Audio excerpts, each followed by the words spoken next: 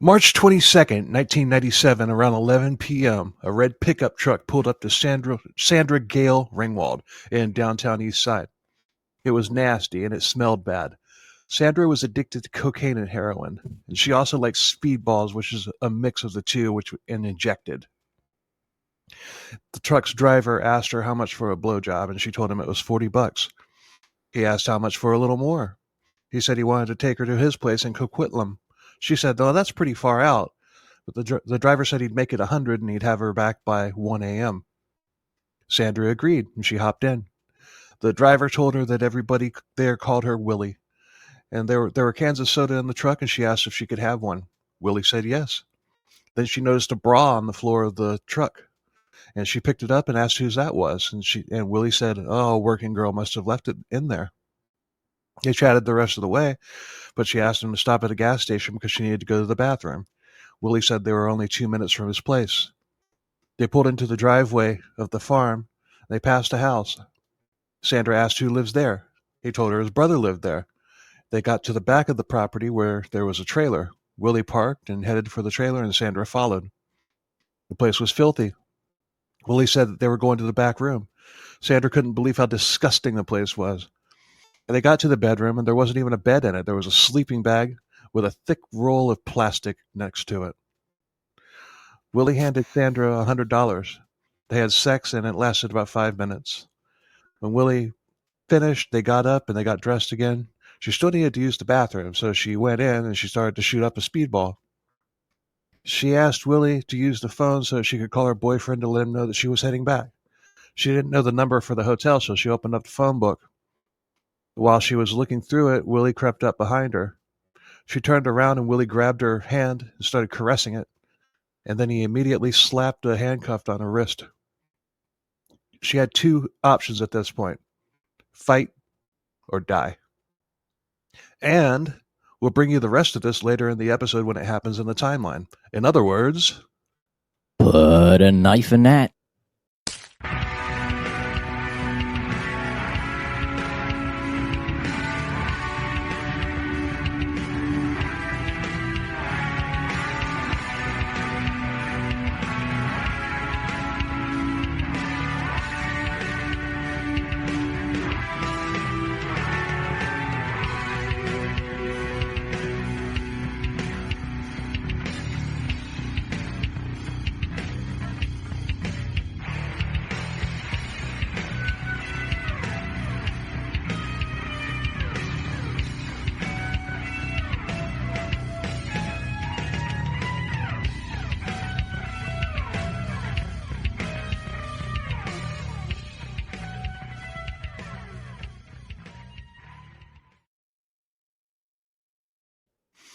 hey, everybody. Welcome to another episode of Crimes, Killers, Cults, and Beer.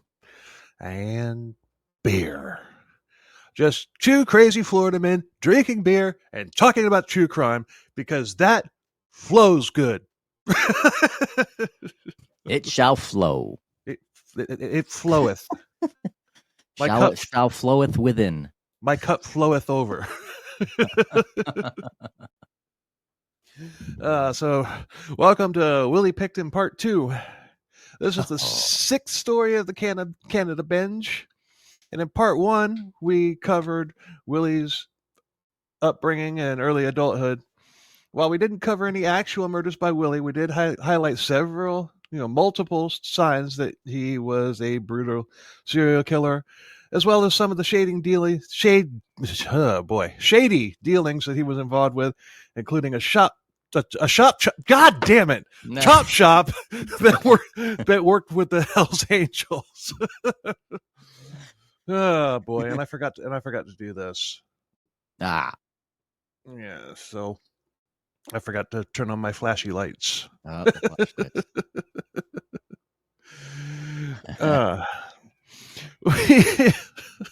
We also learned that Americans apparently gorged themselves with cherry pie to celebrate George Washington's birthday. I never knew that. Me neither. In this episode, what the hell? Hold on. This cord is rubbing on my shoulder, and I can hear it in my headphones. Oh. It's annoying as hell. Oh well, I guess it is what it is. I guess I never noticed it before. I guess it's always done it. Really? I suppose I could. There you go. Got an umbilical cord. Yeah. Well, if I have to get... Oh, it slipped. Damn it. All right.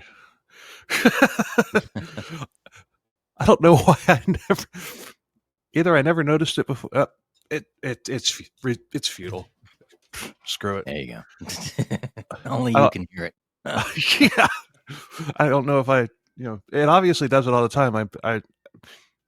I guess I'm just now noticing it for the first time in 2 years. Anyway, this episode we're going to cover some of the murders, and we're going to focus on the victims and the plight of Indigenous women in Canada. But before we get started, what do you think Willie Pickton's favorite movie is?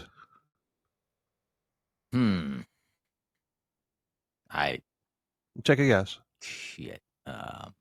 Something that you know about Willie and his personal character. Silence of the Lambs. No.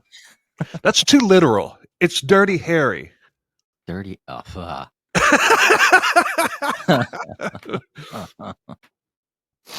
And he would walk around the farm and everything, and he's like, "Go ahead, make my day." That was his favorite quote.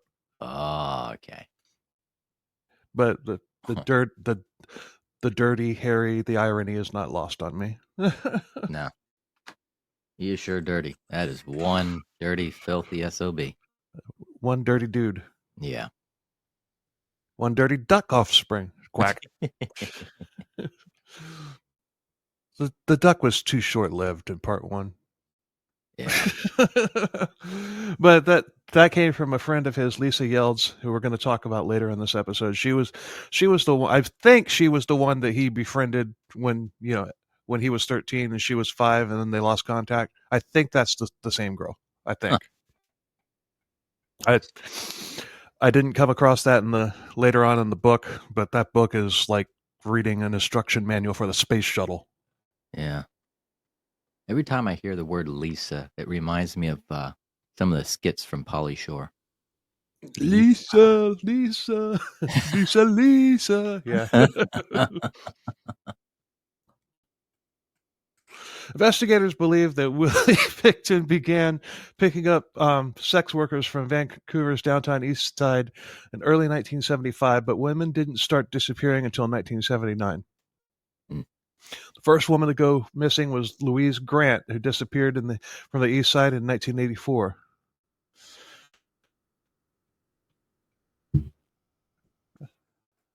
That's not right. Oh well. She had moved to the U.S. in 1983 and was known to work the east side as well. And she had lost custody of her kids, and that was when she bounced to the U.S. She vanished in 1979, but she wasn't reported missing until 1984. Okay. But in 2006, she surfaced, and she came forward after seeing herself being mentioned in a Willie Pickton story. She's like, "I'm not dead. Whoa. I'm not missing." Next was Laura Ma. And she was born March 23rd, 1943. She was a petite Aboriginal woman. She was 42 years old when she disappeared on August 1st, 1985. Next was Cheryl Donahue, who was 39 when she disappeared. And she was from Victoria. She was last seen May 30th, 1985, but was reported missing August 31st. And that's all that's known about them. There's no information on their families or history or anything like that. Just forgotten women that nobody missed, and with the attitude of the mayor and law enforcement, like as we covered in part one, it's not surprising. Mm-hmm. There was also a ban on information related to the cases until 1997. Wow. March 13th, 1986, 21-year-old Elaine Allenbach vanished. She used several aliases, and her friends believed that she was heading to Seattle when she disappeared. And I figured it out. I know why I said 79, but we covered some missing women in part one. Yeah. Like I Yeah. was using myself there for a second. I'm like, like, there's no way I messed up that bad. But speaking of Seattle, we have more listeners in Seattle than anywhere else in the world. And that's across all platforms. Yeah. Cool. Well, no, that's that's from Apple. That's from Apple. Yeah. Yeah. Home of one of the homes and areas of the Apple Corporation, Pacific Northwest. So Seattle, it was just weird because we're from Florida. We don't even have that many in our own hometown. People listen to us because they're like, "Oh, Florida! I want to go to Florida. Let's listen to Florida." Well, we are the number 2 men's podcast in Florida. We are. Yeah. Number 2, which is kind of fitting in this case. Yes, anyway, for Seattle. Yeah.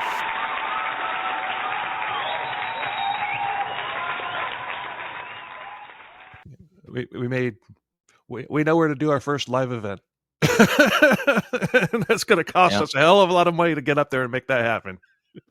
All you Seattleans up there, give us a shout out.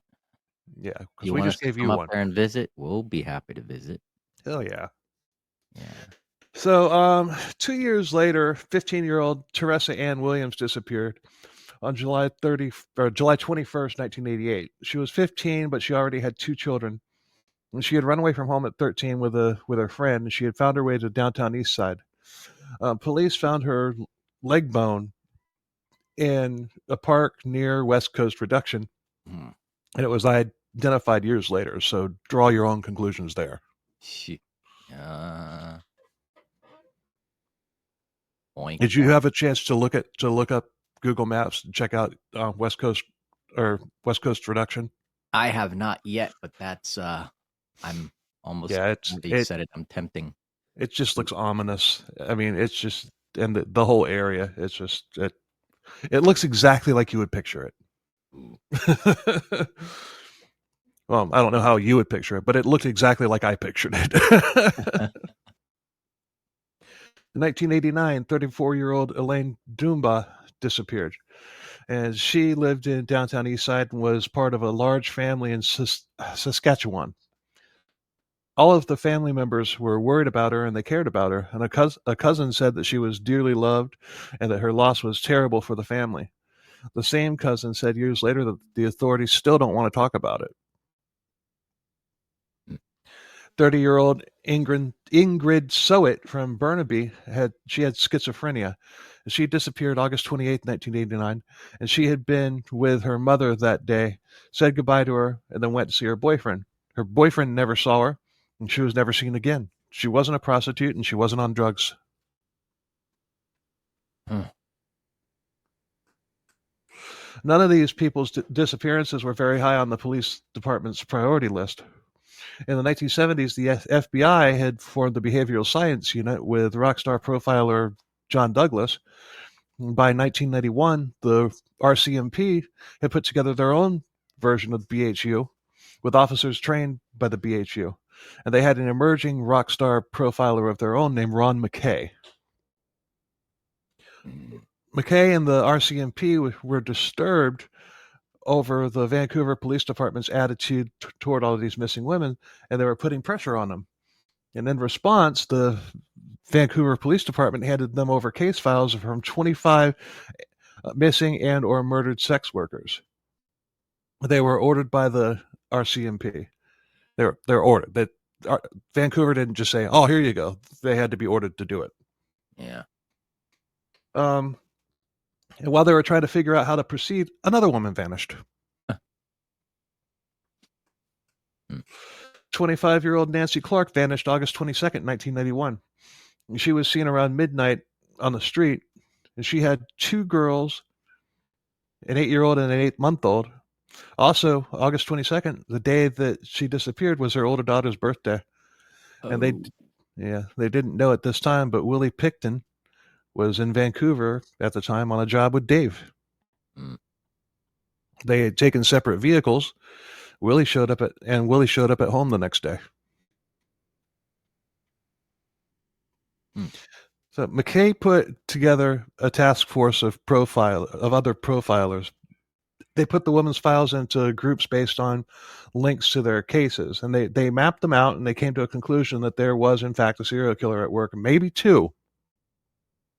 But the Vancouver Police Department and the RCMP weren't convinced. McKay's team got the same type of static that John Douglas and the BHU got early on. They just weren't convinced that you could put together a profile based on the victim's area and other things that had made the BHU responsible for the capture of the likes of Ed Kemper, John Robinson, Ted Bundy, and others. Complete boneheads. Yeah. The VPD said it was due to the lack of resources and no roadmap. The profilers didn't tell them what to do next. Isn't that their job? I mean, no. Yeah. I mean, if the Canadian version of the BHU is going to tell them what to do next, then what do we need the police department for? Yeah. I mean, the BHU is like, this is who you're looking for. Go get him. Exactly. It's your job. Yeah. You got to be proactive. Not only that, you got to take responsibility. And when you got a case, and that's the thing. Detectives, police, it doesn't matter. Your job, especially as a detective, your job is to investigate. Yeah. And and I was always told too, is if you can't find a lead, look for one. Right. I mean, if I lose my car keys, I'm not gonna look at my daughter and say, well, I guess we're not going anywhere ever because I can't find my keys. Yeah. And they're not miraculously turning up saying, hi, Bill, here's my key. I'm right here. Yeah. Like most people, let's go get a hot dog. Yeah. And it's the lazy people, the lazy individuals that, they expect the evidence to jump out at them, come out of the woodwork. No, you have to look for it. Yeah, this isn't like CSI where a murder happens overnight and it's solved by 5 o'clock the next day. Yeah. With a confession. Yeah, the first 24 hours. Yeah.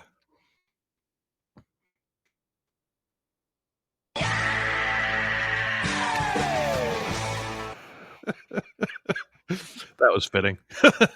That's the only time that's ever been used correctly. There you go. But I'm doing my best to put this into a chronological order here.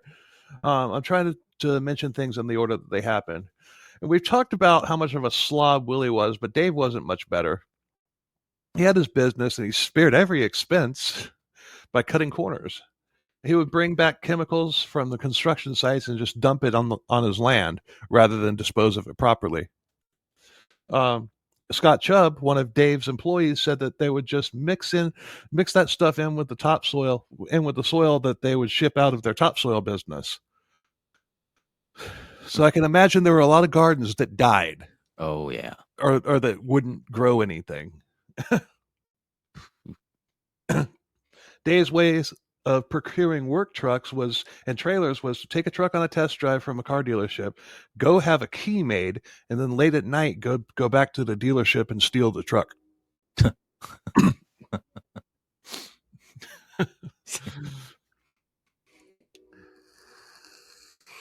When I was a car salesman, we never let the people go out on their own in a vehicle that they were test driving. We always had to go with them.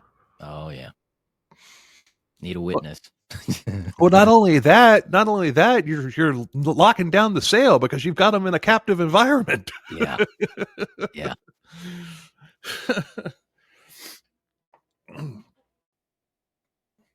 I had bought a 40 Econoline one time, and I'm out on a test drive and everything. This is when I was playing shows like a lot, and so I need a van to move the equipment around in. Mm-hmm. I'm out there on a test drive, and the salesman, he's like, oh, and it has a gas pedal that tilts to accommodate your the angle of your foot that's comfortable for you. Whoa. I looked at him. I said, "Really, dude?" I said, "Are you trying that hard?" Damn. It's like, I suppose next you're going to tell me it has these things that you turn on when it's raining and it wipes the water off of your windshield so that you can see. Right. Oh man. It has windows that go up and down. They're automatic. Yeah. Now all you got to do is push a button. Damn. Yeah. Sometimes people try too hard. Yeah. So, but the people that Dave would hire would be under the table workers. Dave was a scumbag, but he was smart. He would put low bids on demolition projects, but he would still make money because of all the costs that he cut. For example, Chubb said that the truck he drove only had 2 brakes that worked. Yeah. At least he's got 2. Yeah. Not 1. Otherwise, Willie would have to cut holes in the bottom of it, and they'd have to stop it like the Flintstones. Yeah. Oh man. Willie and Dave had figured out a way to work together and stay out of each other's way, but Willie still managed to piss Dave off. Dave was paranoid about the police, and soon they put up fences all around the property, and he soon began going through Willie's things, which of course pissed Willie off, and Dave would retaliate by dumping water on him. Willie liked water touching him as much as a cat does. Meow. Meow. Not like a duck, because ducks love the water. Oh yeah. Yeah. Finally, they came to an agreement when Dave brought the trailer that we talked about in part 1 to the property, the one that he had raped that employee in. That became Willie's pad, and that gave Willie a solitude. Willie began a series of women who would be more or less companions to him, helping him out and being his friend. The first was Tanya Carr, and she kept her horse there and then later moved in. She was with Willie for 18 months, and even though they shared a bed, this was not a sexual relationship. Symbiotic is more like it. Yeah.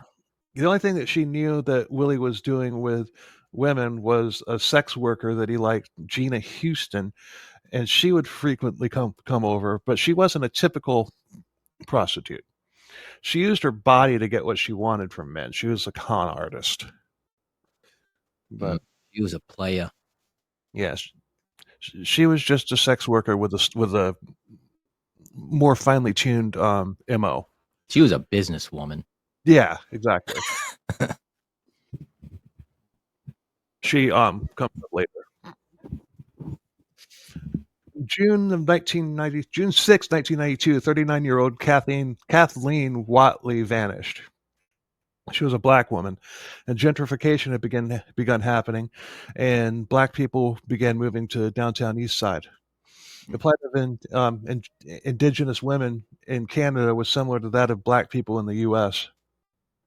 And 4 months later, October 16th, 1992, 40-year-old Aboriginal woman Elise Sebastian from the Pacheedaht. Yes. The Pacheedaht First Nation in West Vancouver, she vanished. She had 4 grown children who were devastated. And then years later, one of her daughters, Anne Marie, posted this poem on a forum. Take it, Paul. It feels as though my short time with my mother was a dream. Anne Marie wrote on a website devoted to missing women. Slowly fading from my memory, please remember these women were mothers and sisters and friends, and they all had children, husbands, grandchildren who loved them dearly and missed them with all their hearts. I pray daily with God that I pray daily that God will send me a message and let me know when the time is right what happened to my mother. She was not a throwaway junkie and hooker. She was a respected and loving mother and joyous spirit who I will fight for till the day I die. Damn. I mean, and that just shows you these women weren't throwaway people. These women, they had families and everything. I mean, this isn't like, you know, this isn't like somebody that, you know, sleeps on the sidewalk in Skid Row. Yeah. Yeah, and nobody, you know, I mean, yeah, it was bad there, but you know, I don't know. And I guess Skid Row is a bad analogy too, because everybody that's in Skid Row has family elsewhere too. Mm-hmm. Yeah. I mean, you can't blame anybody for, you know, the conditions that they're forced to work in order to make a living, except for Willie. Yeah. But, you know, it's like everybody's got families, everybody's got friends, everybody's got somebody out there, you know, that that they cherish. So Yeah. But once again, it was like pulling teeth to get the Vancouver Police Department to raise an eyebrow over this. Her sister, Ann Livingston, tried repeatedly to have Elsie logged as a missing person.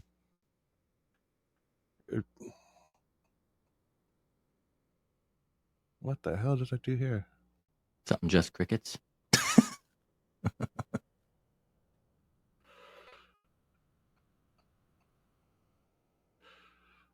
Shit. Who's Elsie?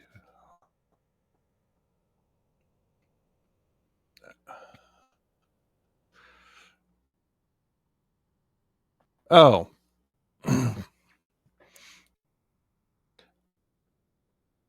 Okay, I skipped a line before. Okay. Mm-hmm.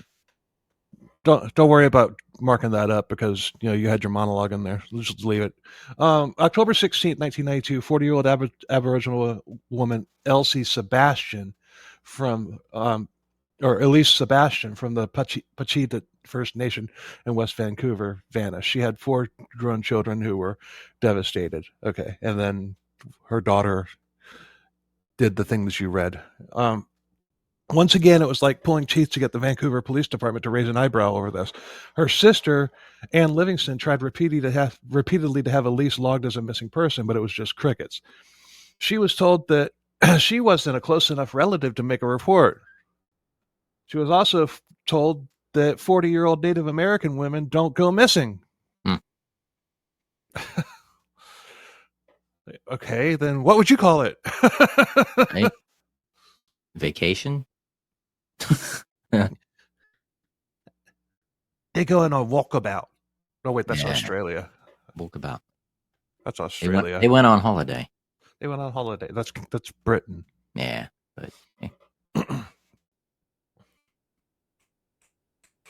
Next, on April 15th, 1993, 31-year-old Teresa Triff disappeared. A total of 15 women disappeared from between 1979 and 1993, and several more had been found murdered. And these women were one-off murders, and their killers were caught and convicted.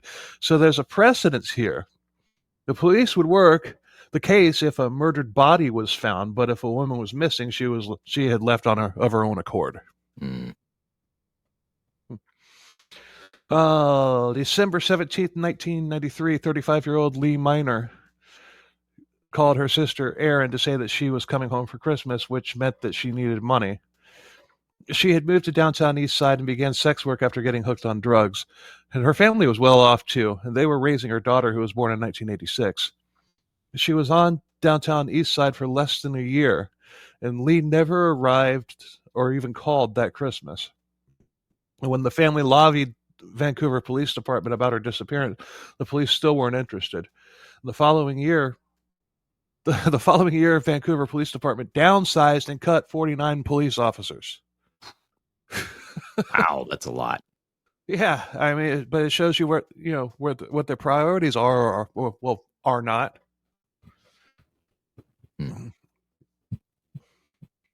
To make matters worse, Lee's twin sister Leslie was killed in a car accident 10 months later, and Leslie also had a young son. Damn. August 17th, 1994, 17-year-old Angel Arsenault disappeared. And she had been shopping in downtown Vancouver with her boyfriend and got on a bus to go back to Burnaby, and she was never seen again. You can just see, like, just like in the movie, like, well, Star Wars Episode 3, and that scene where like right before Anakin does what he does and everything, you see that scene where he's in one building and Padme's in another, and you just see this ominous music with everything just going by. There's like no clue what's going on, what's about to happen. You kind of get that feeling. That scene was that scene in that movie was intense. Yeah.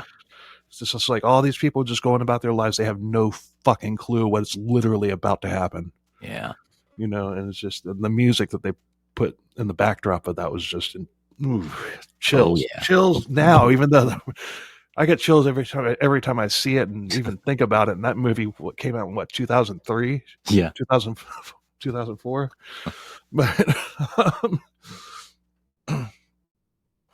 But anyways, 17 disappearances on top of several murders between 1979 and 1994.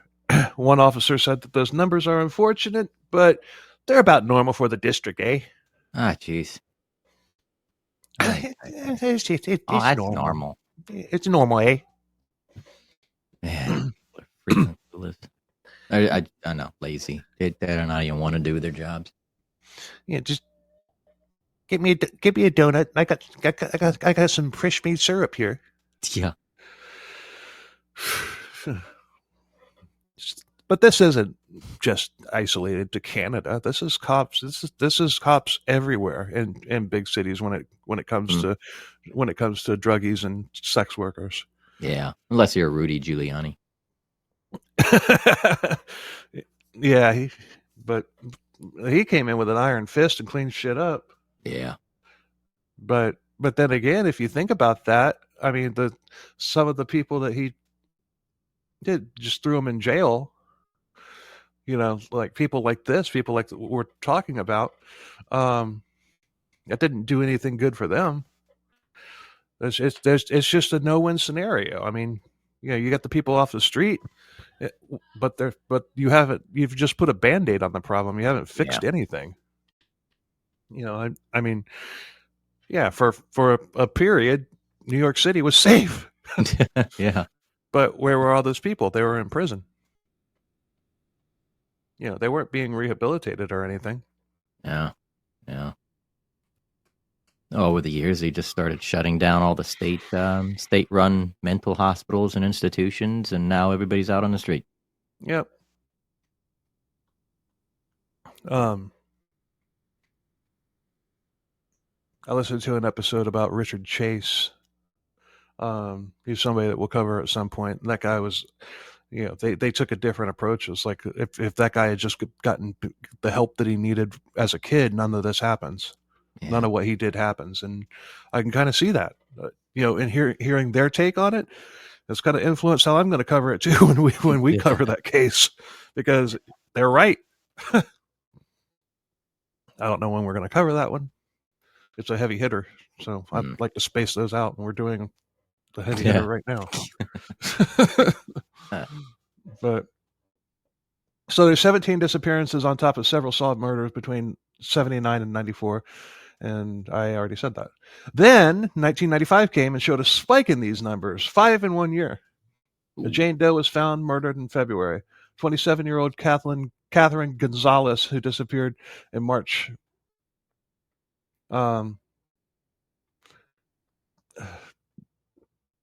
February 27th. Okay. A Jane Doe was found murdered in February. Then 27-year-old Catherine Gonzalez, she disappeared in March. 27-year-old Catherine Knight, not the Catherine Knight from Australia, who we will cover at some point, but she disappeared in April. 33-year-old Dorothy Spence in July, and 20-year-old Diana Melnick in December. All these women had drug or alcohol issues. issues, and were sex workers. Some had criminal records. Every single one of them had friends and family that they regularly kept in touch with. Catherine Knight's sister Jerry would go get her, clean her up, but she always went back. Yeah. 4 more women were murdered, and their bodies were found. So 9 in 1 year. Whoa.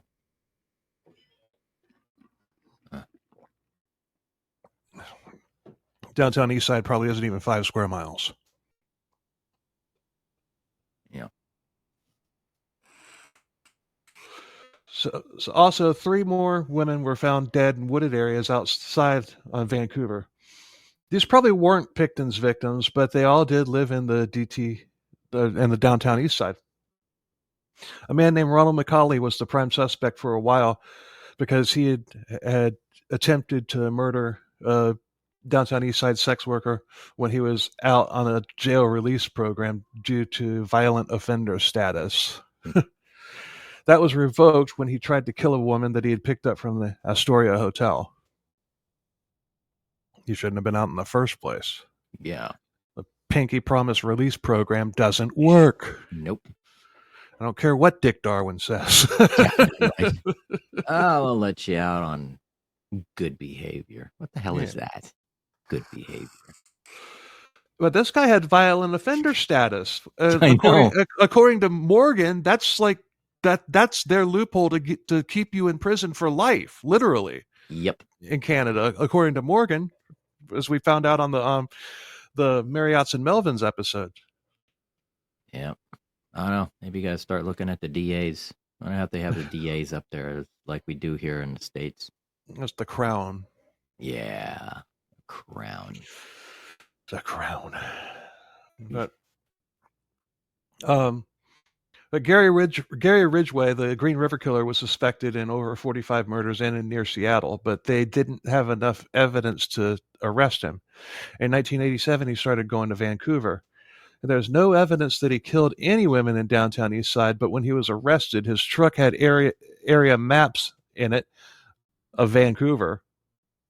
But one woman, Renata Bond, said that Ridgway had attacked her and cut her hand with a knife. Her description of the man matched Ridgway, not Pickton. And another sex worker from downtown East Side also described Ridgway, but there's no concrete evidence linking him to downtown East Side, and he never admitted to it. Do I think that he was responsible for some of these women? Yes, I do. Yeah. Especially some of the ones that were found in the woods. Ooh. That's another monster of a case. But Willie Pickton was on the police's radar, and once McCauley and Ridgway had been eliminated, there was only one chucklehead left standing. Police and the RCMP were watching the farm mainly because of the drugs, but with all the happenings there, some detectives had their eyes on him for the disappearing women. Willie knew that the police were watching him, so he would go farther away, sometimes go to vehicle auctions and pick up farm-related things, like farther out than normal. And nobody ever disappeared from those areas either. So he was there, but he wasn't doing anything there. He had a hunting ground. Yeah. So basically, he's laying low at this point. But he's going to pick up. He'll pick it up. And just the thing with this case is there's a lot of missing women, but there were only 2 survivors. So there's not really much to go on as far as what actually happened to them. Yeah. But it's important that we say these people's names, each and every one of them. So, I'm handling this one different than a lot of podcasts do when they cover it. Yeah, yeah. Might be tedious, but this case is freaking huge. There's a reason why that book is as ginormous as it is. Yeah. Yeah. He'd kill an elephant with that book. Jesus, yeah. In 1995, another detective took this case seriously. Kim Rossmo. It was the man. A man named Kim. He had degrees in criminology, and he was a rising star, although the Vancouver Police Department had the good old boy mindset and fought him at every turn. Of course they did. Yep. He would ultimately be taken seriously when Willie Pickton was taken down, though. And he went on to be a star in Washington, D.C. and Texas. So once he took down Willie Pickton, he's like, screw y'all, I'm going to the U.S. where they actually appreciate what we do. Now, he had a long career. Washington, D.C. and Texas. Wonder if he might have been part of the reason why Dick Darwin retired from the force. Yeah. No Dick Darwin in this series. No. The series is long enough as it is. April 6, 1996, 20-year-old France Young disappeared, and she was never seen again. A friend, Shelley Morrison, she was a cosmetic salesperson at a drugstore, said that she was the last to see her. Vancouver Police Department told Morrison that there was nothing that they could do, and after constant nagging by Morrison, the Vancouver police made had a missing poster made. A missing poster, as in one. Jeez. And they probably put it in the back of a building that had a fence around its backyard or something. Mm-hmm. Yeah. Yeah. In the post office. Yeah. Well, we made it, eh? We care. Yeah. We're the Vancouver Police Department, eh?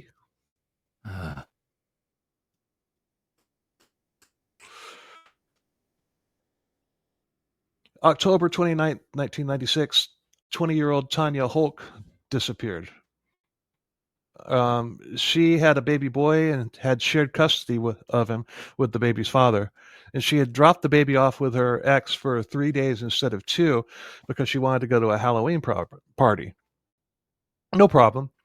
But on November 1st, she was supposed to pick her son up, and she didn't. And although she did have issues and was a sex worker, she was a good mom, and she wouldn't have abandoned her son. When her mother reported her missing, Vancouver Police Department said, your daughter is just out having fun. Don't bother us. Don't waste our time.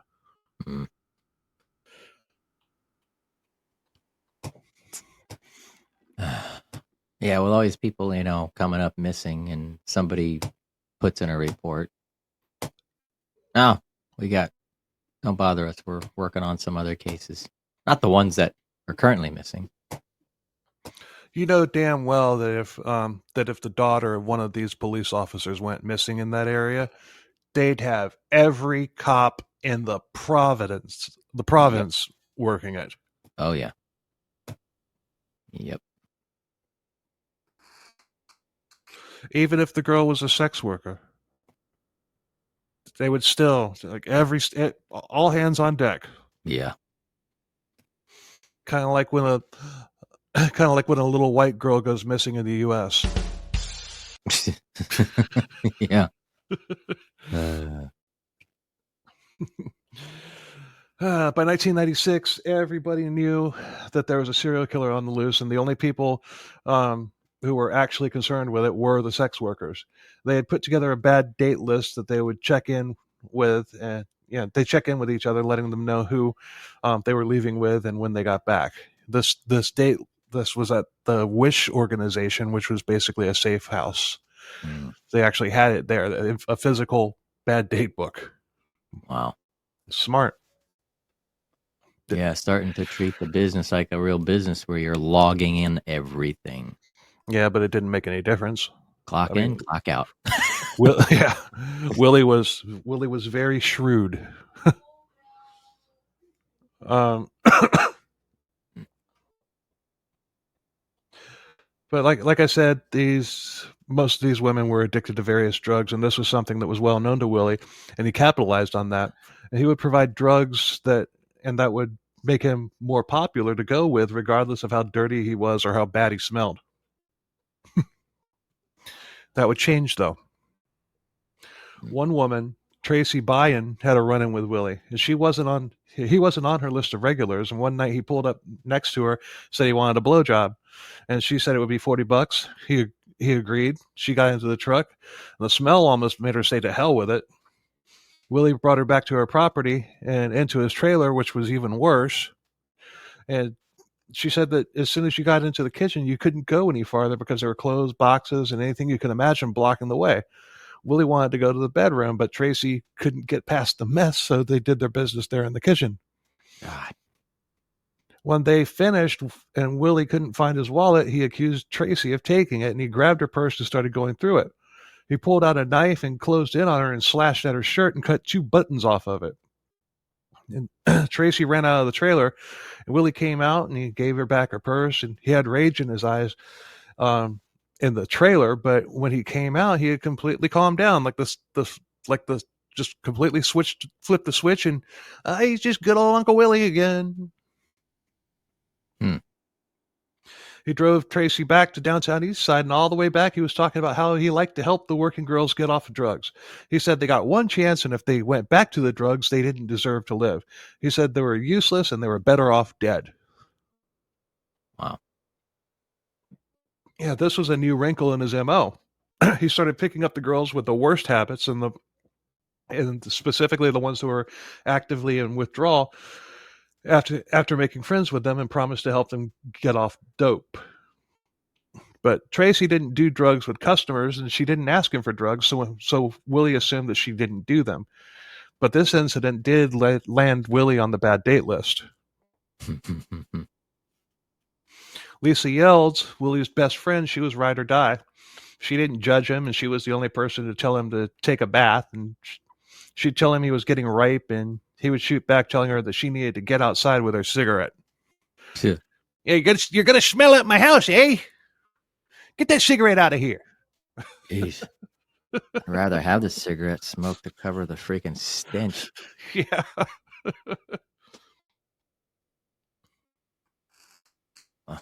They would share a bed, and although no sex ever happened between them, she and Dave didn't get along, and they were constantly arguing, and and Lisa would hold her ground. She was afraid of Dave, but she didn't show it. She hated how Dave treated Willie, and one day Dave tried to trip her, and Willie pounced on Dave for doing that.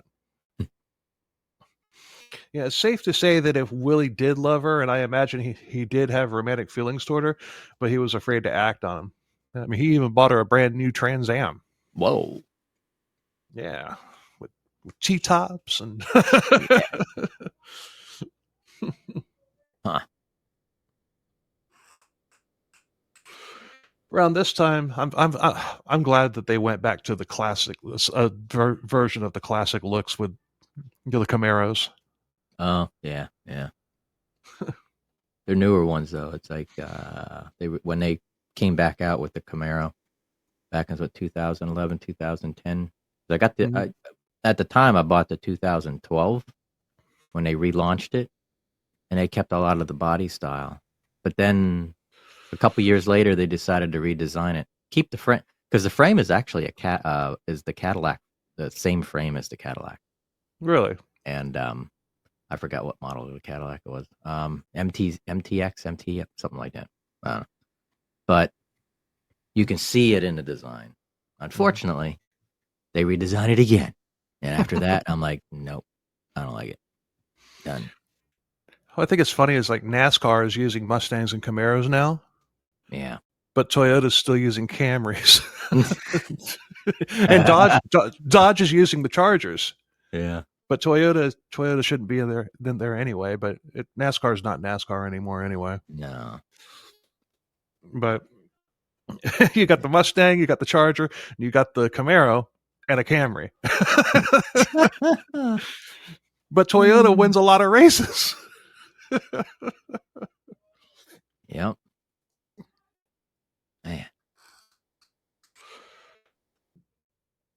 They need to bring back the Thunderbird. Yeah. But anyway, I had a Thunderbird once. Had a Cougar too. The car. Yeah. Had the other kind too.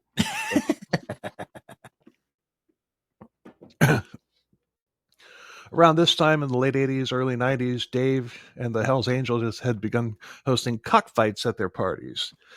And when the men would get liquored up and wanting sex, Willie would protect Lisa, declaring her off limits. Willie was able to hide his escapades in downtown Eastside with sex workers, and she certainly didn't know that he was a serial killer. He was just a pig man. That's all he'd ever be. I'm a pig man. I'm a pig man.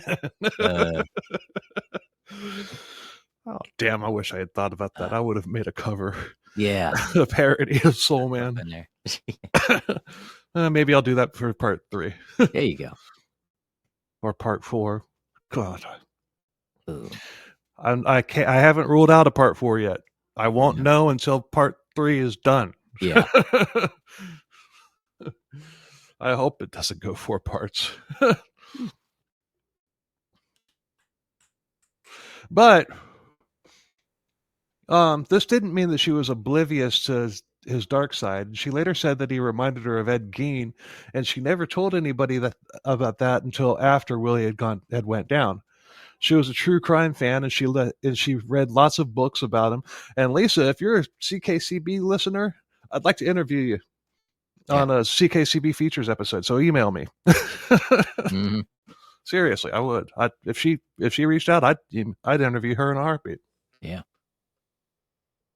She said that she said that she always knew that he could be a serial killer, but she was never afraid of him. She knew that he would never hurt her.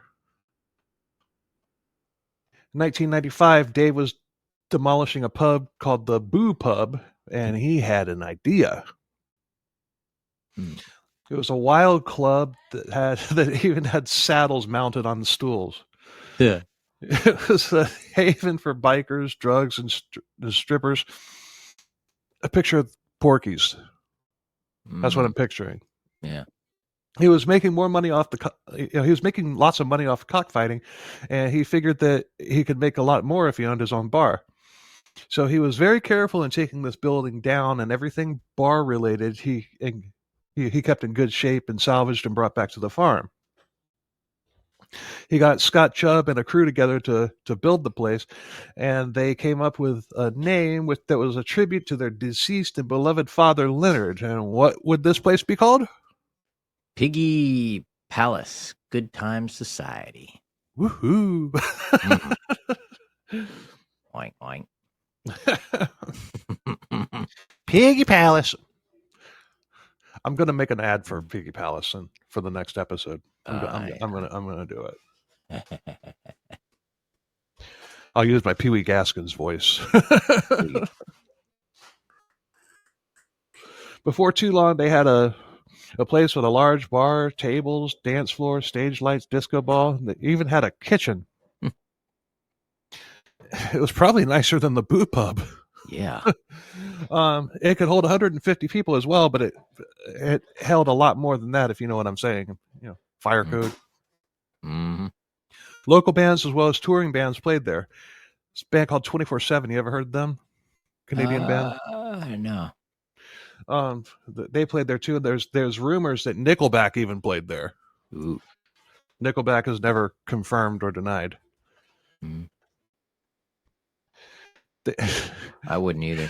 I'd be like, I don't know. I don't recall. Nickelback gets enough of a bad rap. If they admitted to playing at Piggy's Palace, then Cannibal would be added to what people have to say about Nickelback.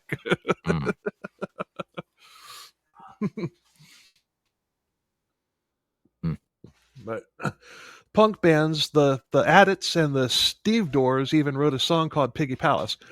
And I'm not sure if one band wrote it or if the other band covered it or if the Addicts became the Steve Doors or vice versa.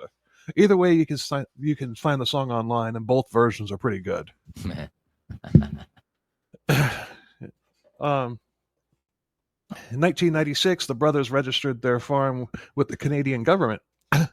The Piggy Palace Good Time Society claimed to organize, coordinate, manage, and operate special events, functions, dances, shows, and exhibitions on behalf of service organizations, sports organizations, and other worthy groups. And they even got a tax-exempt status as a charity. Jeez.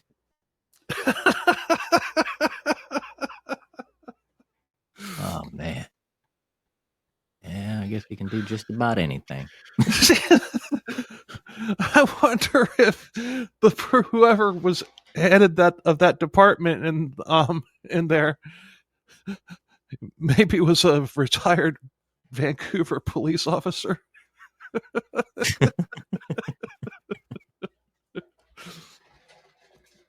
The only charity that the money went to was the Pickton's bank accounts. Scott Chubb worked security and the door, and he said that it never pulled in less than $10,000 a night, and some nights it approached $50,000. Jeez. Yeah, well, I want to open a bar. Wow. Huh. That is a lot. Willie thought that this would be a good time to clean up and find a good woman, a bar at a bar full of drugs and sex workers.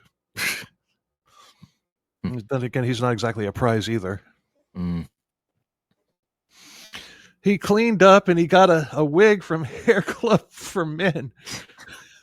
I'm not even kidding. He got a toupee from Hair Club for Men. Wow, trying to raise the standards. I'm sure Hair Club for Men was, about as thrilled with that endorsement as Adidas was for Richard Ramirez.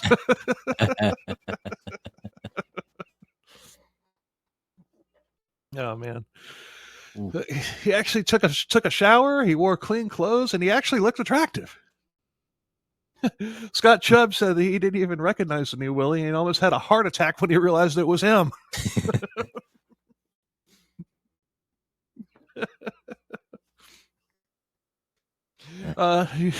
He also bought a new nice trailer and moved it onto the property. Although it didn't take long for the new trailer to get messy, though. And Scott Chubb said that there were clothes all over the place almost immediately, and it just got worse from there. So apparently, the new Pickton didn't last very long. Yeah, it was a phase. Yeah. Before too long, neighbors began complaining, but nothing happened. Piggy's Palace was a hit, and even off-duty police officers went there to party. Ooh. They looked the other way concerning all the drugs and other illegal activities that were going on there. City officials did too. One city council member, Mike Bowen, even rented the place out for an event. Wow.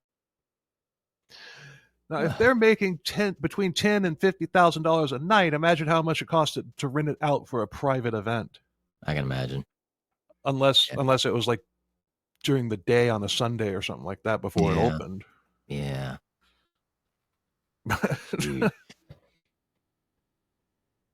Lisa Yeltsin had moved away at this point, but she stayed in touch. She said Willie was always worried about Piggy's getting busted by the police, and that's when Willie began spending even more time in downtown East Side. This was also around the time when his not a prostitute friend Gina Houston showed up on the scene. 1997, the first of the women to go missing from downtown East Side was 48-year-old Native woman Maria Laura Laberte. She disappeared on New Year's Day, but she wasn't reported missing until March 8th of 2002. Whoa. Yeah. That took a long time. Yeah. Jeez. 10 days later, 20-year-old Stephanie Lane vanished. She was half Native and half black. She was great in school, but she fell in with a bad crowd. And she was very much loved by her mother. She had a baby boy who was being raised by her mother. Her mother actually went into downtown East Side looking for her. Valentine's Day had become a day where the sex workers in downtown East Side would hold a march in memory of the women who had disappeared. That year, Sharon Ward disappeared during the march. What? Yeah, she had always kept in touch with her family on a regular basis, and on that day it stopped. Huh. God, Willie's got ball. He's bold. Yeah. There's a couple things. It's like, when they were putting together that task force that failed miserably, the behavioral science type thing, when all the RCMP officers were in town and everything, he snatched somebody out, during all that too. Yeah. It's like when Danny Rolling robbed that Winn-Dixie when the police were all in that area for a training session. Yeah. Strategically saw the distraction and took advantage of it. Yeah. Y'all need to check out the Danny Rolling episode if you haven't, if you're new to the podcast. It's a really good one. It's a long one. I could have done it longer. The episode itself is like 2.5 hours long. And then on our prison tender episode, which is a potpourri episode, I covered Sandra London for 30 minutes. So basically there's 3 hours on Danny Rolling. Ooh. I could have done a 2-part, maybe even a 3-part on him. Yeah. But that was before we had even, that was before we had done our first 3-part episode. So, yeah. But that was a really good episode, though. One sex worker, 30-year-old Maggie Giselle, she roomed with 25-year-old Kara Ellis at the hotel. That was elegantly nicknamed the Ho Den. Maggie and her twin sister, Lisa, were natives, and they had been left to die in a snowdrift when they were babies, and luckily they were rescued and later adopted. Maggie wound up in the downtown east side at age 15, and she lived there for 15 years. And in March, she had cleaned herself up and gotten out of downtown east side. She wanted to help her best friend Kara do the same, but when she had come back to downtown east side after her rehab, Kara was gone. The police had the attitude of maybe she doesn't want to be found. This was later in March. Or this was in March, and later in March of 1997, March 22nd to be exact, is the date where Willie met Sarah Gale Ringwald. So we're back to the beginning of the episode. Hope y'all like that, but I thought that was a cool way to do it. I might, let us know what you thought about that, and if y'all like that, I'll keep doing that. If it fits, and it definitely fit in this episode, I think. I thought that was pretty cool. But if you don't like us, let us know too, and we won't do it again. Tell an enemy. Yeah. I thought it was cool. But so Willie had slapped a handcuff on Sandra's wrist, and she began screaming and went into fight mode. She had seen a knife on the kitchen table, and as Willie was beating her, she edged her way over to the table, and he followed her, pummeling her. She found the knife, but when she grabbed it, the knife slipped and it cut into her hand. But she secured it and swung the knife at Willie, and she slashed at him and caught him across his throat and cheek. And Willie screamed, "You fucking bitch! You got me good, eh?"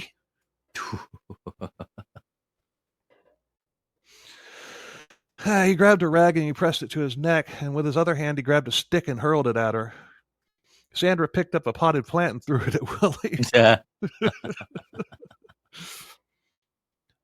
It doesn't say if the potted plant was dead or alive. I bet the potted plant was alive. I bet he took great care of that potted plant. Yeah. Those real thick clay ones. And it was recently watered, so it made it heavy. Yeah.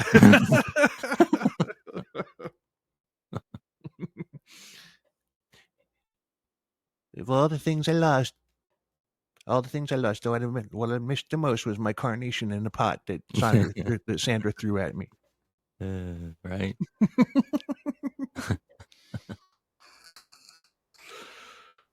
Sandra bolted to a door, but it was glued shut.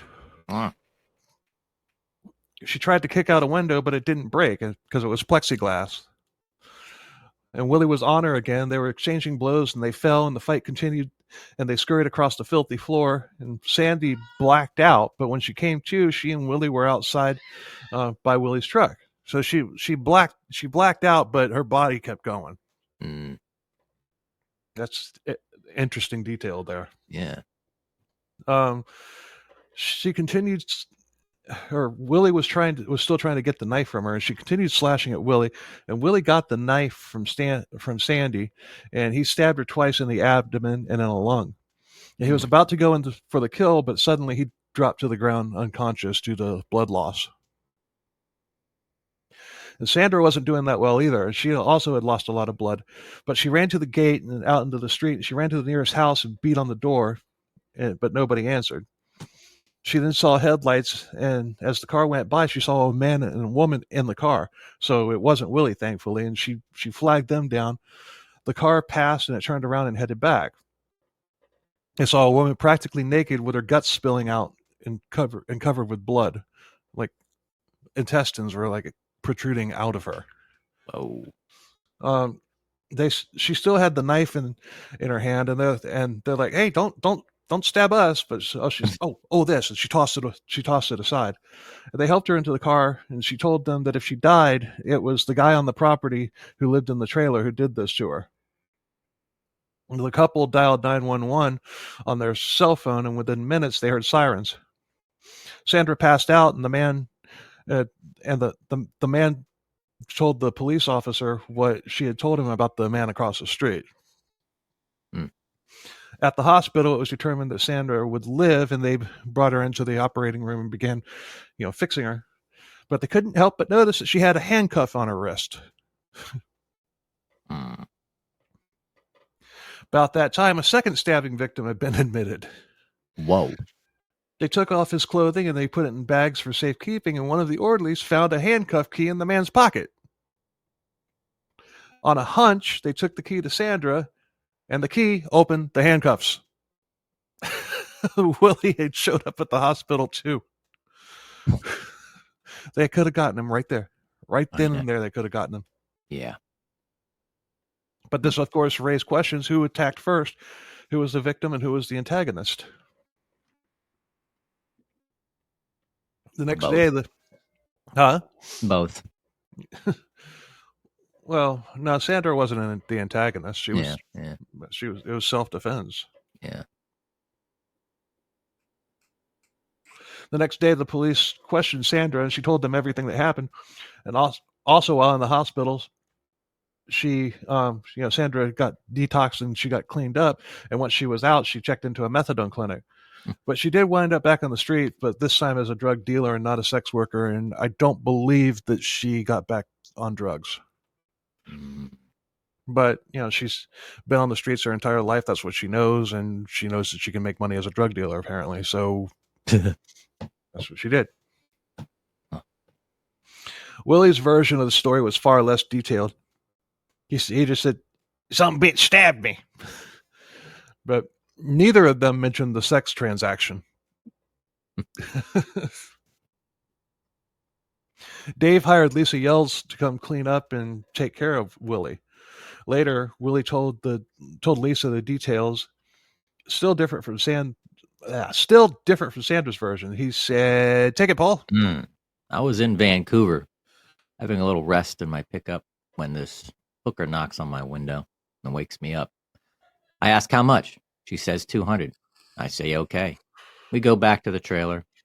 She went into the bedroom and shot up. When she came out, she saw I had $3,400 on the table. There was a knife there. She took the knife and said, "I want my money up front," and grabbed for the money. I tried to take the knife away, and she starts to stab me. So I grabbed the knife and tried to protect myself. She ran out of the trailer and ran to the booze can where the bikers are, and broke a window. Another older couple took her to the hospital. I drove back to the police station. I drove to the police station. I forgot it had moved. So I went to the hospital and nearly bled to death. I needed over 300 stitches. That woman, you don't hear about her at all. Lisa said it was more like 150 stitches. So that's a lot. Yeah. That's a lot. Doesn't say how many stitches Sandra needed. Yeah. That's probably 300. He then told Lisa to track that bitch down and he would finish this. And Lisa said, just let it go. Let it go. Let it go. A week later, Lisa left to go back home, and Dave never paid her, of course, because Dave is a freaking pud whacker. Rick. Pud whacker. I don't think I've said that word since I was 16. Yeah, just 6 years ago. The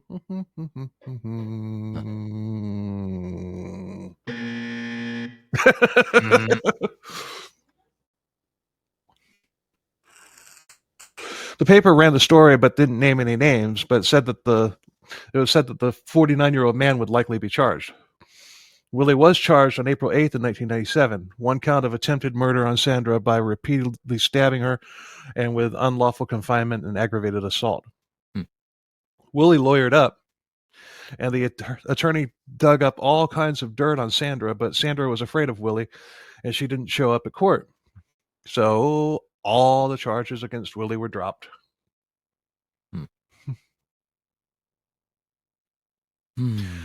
Lisa Yelds left, and Gina Houston came back, and he told Gina that I don't want you to get the wrong impression about me about what you're reading in the papers there, Gina.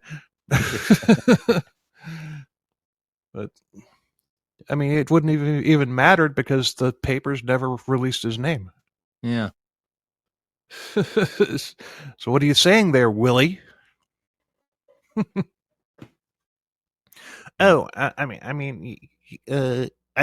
got a speeding ticket. Yeah.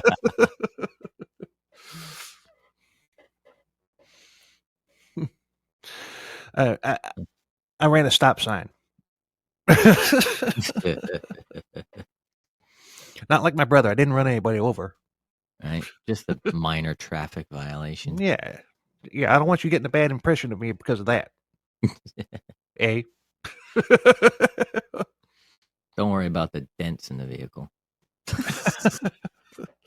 That dent. Just that one. Just that one. Oh, boy. Gina was fostering children, and there wasn't enough money to sustain them. Not state-sponsored, though. Gina was still an addict, and other people would drop their kids off and not pay her. And I don't buy this. I mean, I don't buy that she wasn't getting paid. Remember, she's a con artist. Yeah. Willie provided food for her, and he would have the kids over at the farm to ride horses and hang out. Willie really did have a soft spot for kids. Yeah, he did, surprisingly. I mean, never hurt a kid. He liked kids, you know, so...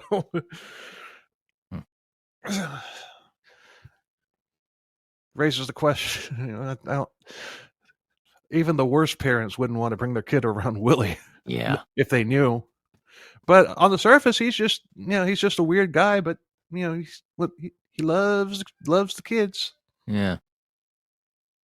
He could be a dirty Santa Claus. Yeah. A badder Santa. A what? A badder Santa. Yeah. Gina was genuine friends with Willie, but she was also using him, and it was symbiotic. But to Gina, it was still a con, even though she did like him. Willie would take her to parties at Piggy's palace, and she drew lots of attention on Willie's arm. But she loved the cocaine. She loved the cocaine. And she'd fight you for it. Scott tried to hit on Gina, but she rejected him. And Dave thought that Gina was only after Willie's money, and Gina doubled down and began telling people that she and Willie were engaged, but they never had sex. Huh. She had found women for Willie from downtown East Side, and it was easy to lure them. All she had to do was mention money, booze, and drugs, and they were on board. Although Willie now had a reputation based on what happened with Sandra and with Tracy Byan. So the ones that did agree were the ones who were the worst off. Mm-hmm. April 23rd, 1997, 28-year-old Kelly Little disappeared. She was a transsexual sex worker, and she had worked under Gina in the past and was living in her apartment in downtown Eastside. Gina said that night she had gotten ready and left and thought that she may have been going to the police, and then she vanished. I have questions. Yeah, I do too. Kind of makes me think Gina knew about Willie and fed her to him. Yeah, I mean, that's what I was thinking. I mean, police were probably thinking that too. I mean, not necessarily that fed her to Willie, but maybe thought that Gina had something to do with her disappearance. Yeah. They searched her apartment and nothing was found. 37-year-old Janet Henry was the next to go missing. June 25th, 1997, she was talking on the phone with her sister. June 28th, she was reported missing. She was also a native, and she had a hell of a childhood and early adulthood. She had lots of siblings, all of which had been put up for adoption. But she was the youngest, but her parents kept her, and although she was able to stay in touch with her siblings. Her father was killed when she was a child. And a few years later, her older sister, Lavina, was raped and murdered at 19 years old. Yeah. In 1990, a police car hit one of her brothers, Stan, killed him. 1991, Debbie's another sister, Debbie, she committed suicide by ODing on pills. Once Janet became an adult, she was on the streets and addicted and working in downtown Eastside. She had a longtime boyfriend who had gotten her hooked and later into prostitution, and he died of an overdose as well.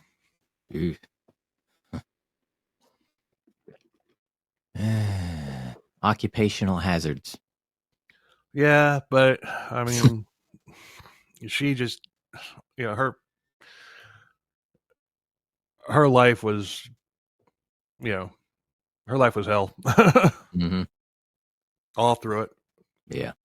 Some people they just don't have a chance. Yeah. And she was one of them.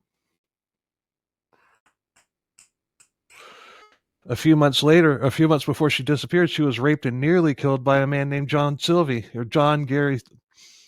A few months later,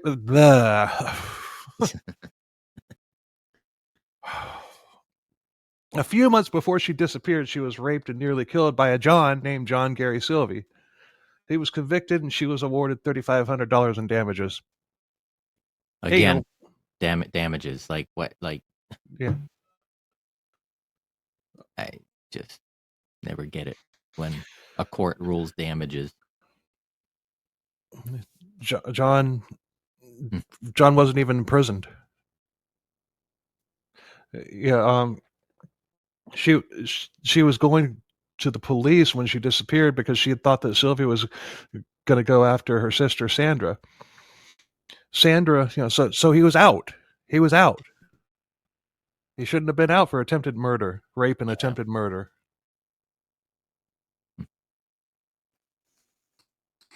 But just a sex worker. No big deal.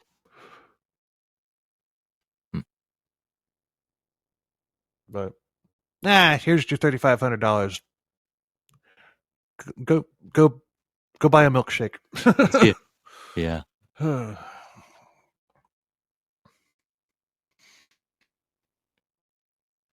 But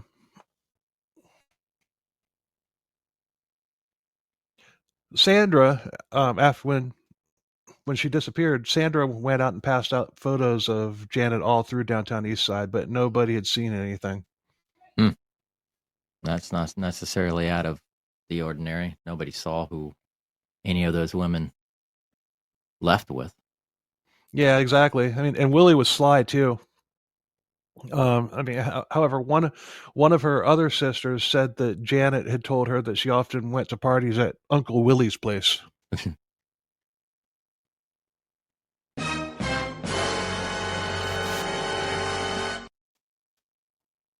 when people start mentioning Willie this, Willie that, Willie's place, Uncle Willie. Yeah. Willie. Be something there. Yeah, right? Nobody puts 2 and 2 together. No.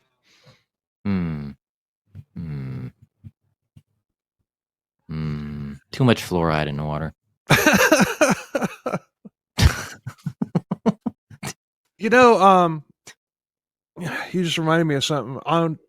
There was an episode of Last Podcast on the Left. I think they were covering one of the California killers during the 80s, or the 70s and 80s. It might have been Richard Ramirez. I don't know. I can't remember. But they said that it's possible that because that spike of the reason there was all those serial killers in that area, it's like he said at that time, all the water was going through lead pipes. Ooh. And they speculated that could have had something to do with it, and it was like affecting people's brains, and it could, and all these dozens and dozens of like sadistic serial killers could have been a result of lead in the water. Yeah. Very plausible. Very, very plausible. Well, it even affected the police departments, for Christ's sake. Jesus. Yeah, I mean, so it wow. If that's the case, it will never be publicly disclosed, though. Oh yeah, because if they do, they will have lawsuit after lawsuit after lawsuit after lawsuit. Mm-hmm. John Morgan, were you in Los Angeles drinking water and affected by lead pipes? Mm-hmm. Yeah. Call us up. They're international now. Yeah, that guy's such a fake. Right. His yeah, everybody who's listening to this knows who Morgan and Morgan is, because it's everywhere. But not a lot of people know he's headquartered right here in Orlando. Mm-hmm. That's where he grew. In his commercials, I grew up poor. No, you didn't. You took over your dad's firm. I remember seeing commercials when I was a kid for Morgan, Calling, and Gilbert. Yeah, I remember those. Yeah, that was his dad. Mm-hmm. He didn't grow up poor. Talk about a lobbyist. Yeah. It's just, those commercials are annoying anyway. It's just like, but then when I heard that commercial, I was like, you're so full of shit. Yeah. I better not say this. You might sue me. If it wasn't for the commercials too, it's all the billboards and radio commercials, television commercials. It's like, God. Yeah, so you people living elsewhere who are sick of hearing his commercials and seeing his billboards, yeah, he lives here. Yep. Can't tell you of all the cases he's denied. Denied that did hold a lot of water. Oh, he's good at what he does. Don't get me wrong. Yeah. But he just, his commercials are so freaking fake. It's not even funny. Yeah. I mean, I'm not saying that he's a bad attorney or that his practice sucks or anything like that. I'm just, it's just don't be so blatant, Yeah. Or maybe he figures that there's no native Floridians and that nobody living in the state now was living when his dad had his Morgan, Calling, and Gilbert. Here's the thing. This is going to sound funny, but it's like, tell the truth. And it's hard for a lawyer to do that, but you tell the truth. Be honest. Yeah.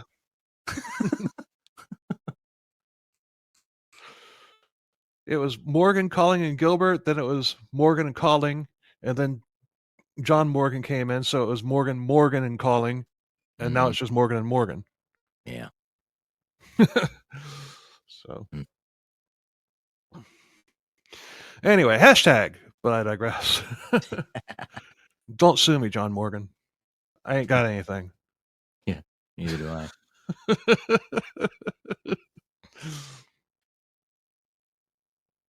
But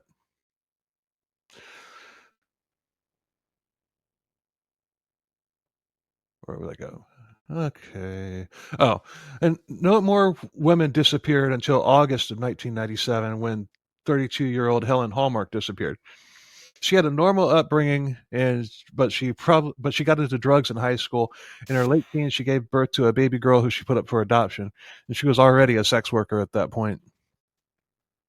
It was likely the baby was an occupational hazard. Mm. She tried rehab several times and wound up going back. Next, Jacqueline Murdoch, 27-year-old native from the Carrier Nation and mother of 4, disappeared. Oh, pretty bold of Willie to be doing this now after what happened to Sandra and Tracy. Yeah, that's part of why Willie is suspected of having an accomplice. Gina.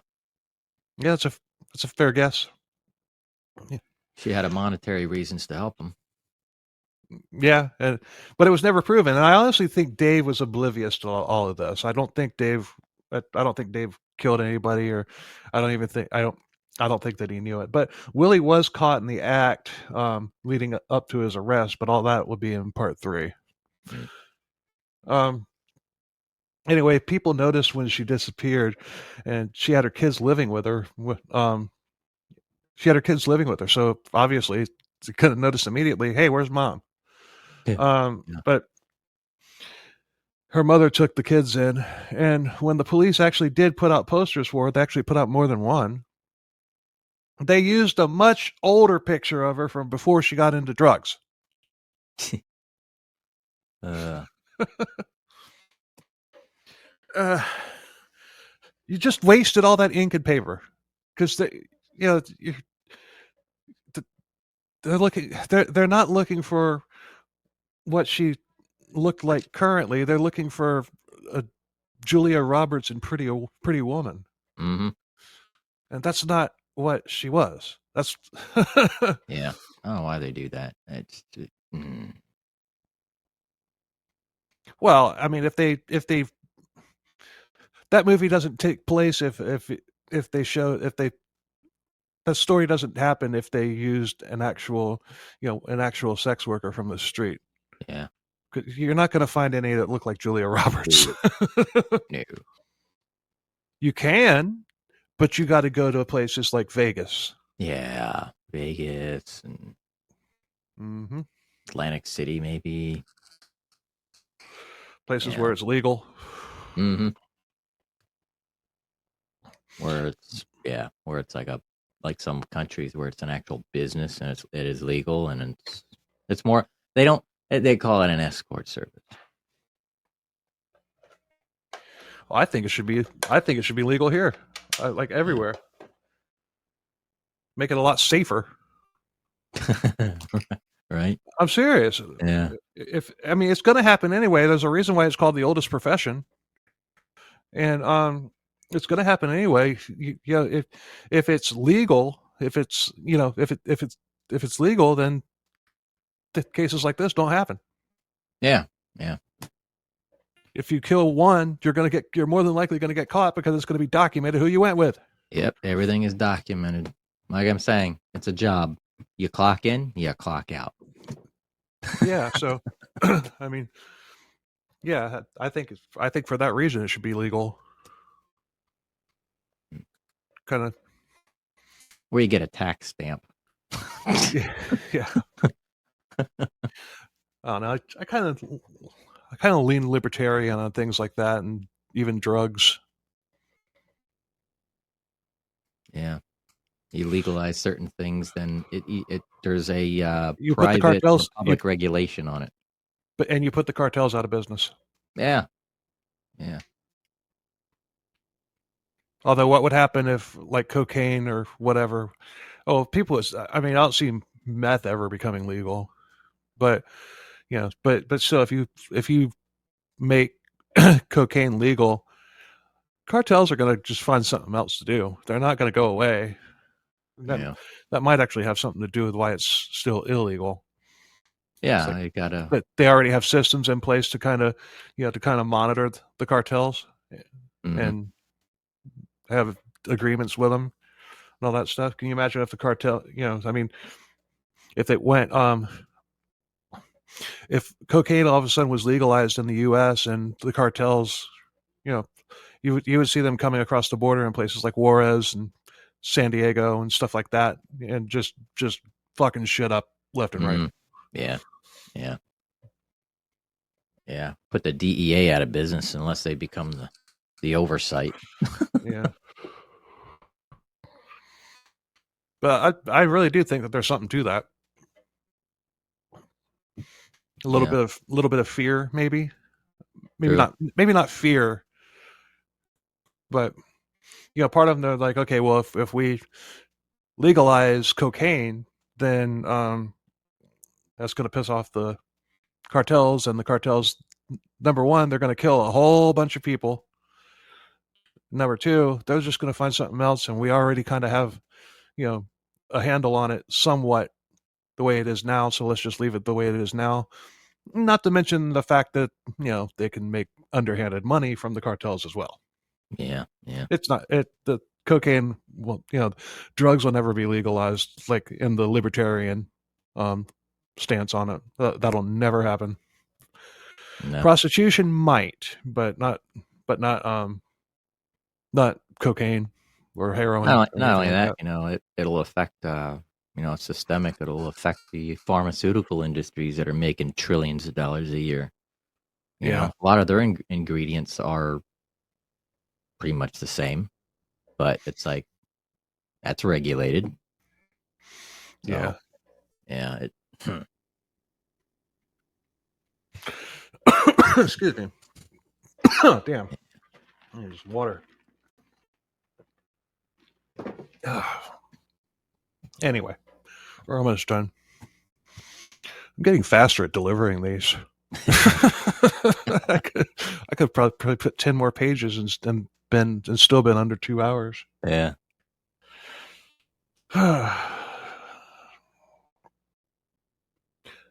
But so by the middle of August, 8 women had disappeared, which was a new record for downtown East Side, and there were still 4 months left in the year. And just like what happened in part 1, I didn't realize we were done. That happened in part 1 too. So we're going to wrap up part 2 here.